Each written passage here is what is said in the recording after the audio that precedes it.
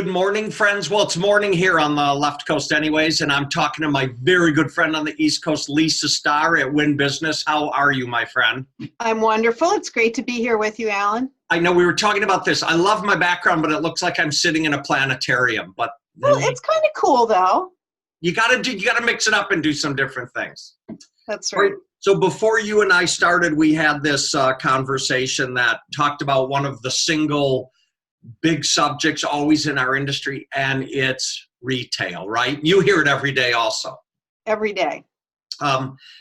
There is an endless amount of things we can talk about, but let's start with, I want to talk about gross margins and front of the house retail and how critical that is. So you start. So as a consultant, I'm asked all the time about what retail should we carry and how do we pay our people to sell retail. And then I hear, our people never sell retail. Should we pay them more commission? And of course, that's not the answer either.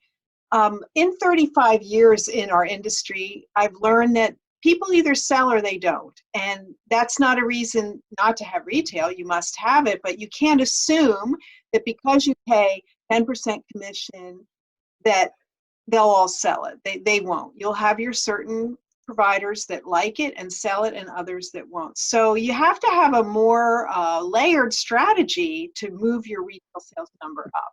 Okay. At the same time, we know that we can make a lot more money from retail per square foot than we can in service. So we can't forget about it. So a couple things you just said. First of all, you have to do them both, right? You can't decide just to be a retail boutique and give up on spa services. Right. And vice versa. Number two, you're talking about layered pay plans. So we have to get away from just paying one way because we have to look at retail differently, correct? I believe so. I mean, what I've found is that, as I mentioned, paying 10% commission, which is the standard for branded products, is not necessarily a motivator. If you have an Esty who's selling $2,000 a week, okay, that's an extra $200. But someone that sells a bottle of shampoo every other day, what's the difference? So I found better results when we tie retail performance into other metrics that help people advance through their pay plan. So my pay plans are typically tiered, and you have to perform in a variety of ways to move up, and retail is one of them. And then we tend to get a little more attention. Man, okay, we could be doing these all day long, and I know we don't have time for them. So now let me cover two things you said, me and my cheat notes, right? Good. You have to be able to measure performance. Address that for a quick minute, will you?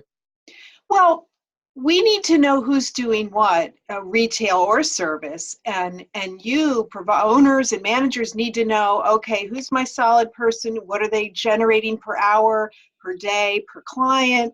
What is their retail service ratio?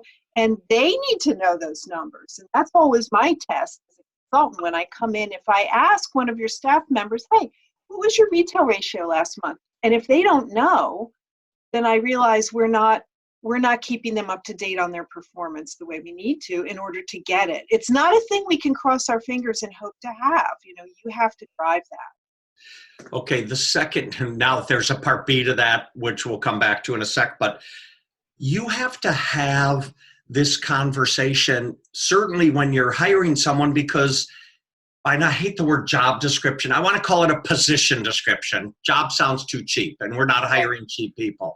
But in the position description, it should clearly lay out your responsibility as a therapist in managing and doing and selling retail. Well, totally, Allan. You bring up a great point. So many places still don't have position descriptions. So it's written down, it's in the ad, it's in the first conversation, and you have to interview for it. You can't just say to someone, do you sell retail? Because they say, yeah, I do. End of story, right? So you have to pose situations and questions they get to learn if they do. And then guess what? Once you've hired them, you have to keep doing it.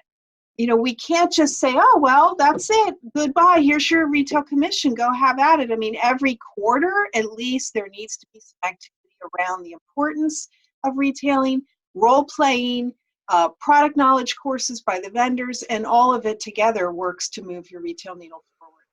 Okay, now I'm going to drill back on something you said before about retail ratio. We always call this a service to retail or retail to service ratio. So You have to measure it.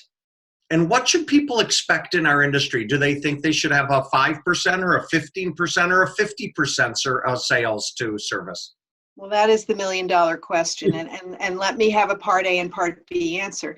First of all, when you're measuring, most software and businesses measure retail to service ratio. That's an industry standard. I like to look at the retail to total sales ratio.